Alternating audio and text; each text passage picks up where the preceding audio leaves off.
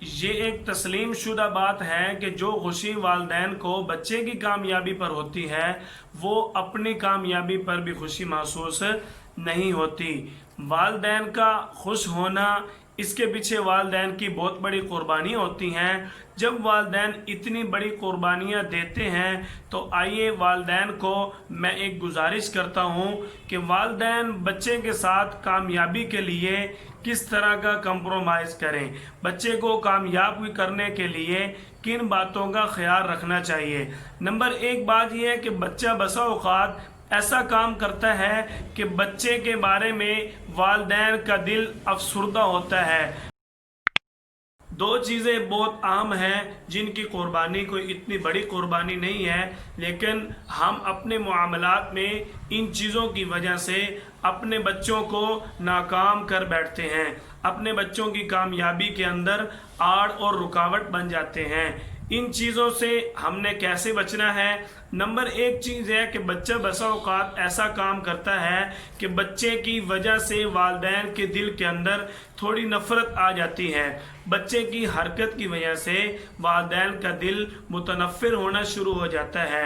بسا اوقات ایسے بھی ہوتا ہے کہ بچہ اگر کوئی اچھا کام کرے تو والدین کے دل کے اندر بچے کے بارے میں محبت اٹھتی ہے، بچے کے بارے میں والدین بہت زیادہ محبت پیش کرتے ہیں۔ یہ دونوں چیزیں جب بندے کے دل کے اندر آتی ہیں، ان دونوں چیزوں کے درمیان ہم نے اب اپنا ذہن استعمال کرنا ہے، اپنے دماغ کو ان دونوں چیزوں کے درمیان کمپرومائز کی طرف لے کر آنا ہے۔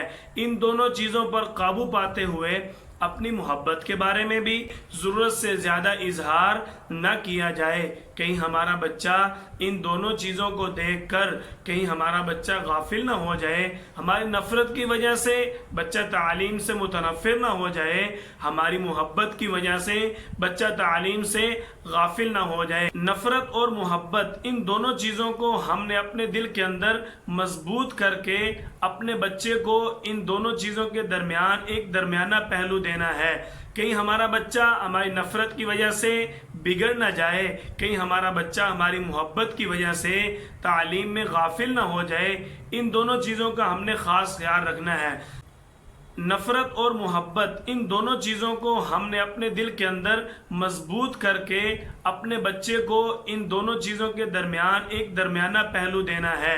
کہیں ہمارا بچہ ہماری نفرت کی وجہ سے بگڑ نہ جائے، کہیں ہمارا بچہ ہماری محبت کی وجہ سے تعلیم میں غافل نہ ہو جائے۔ ان دونوں چیزوں کا ہم نے خاص خیال رکھنا ہے۔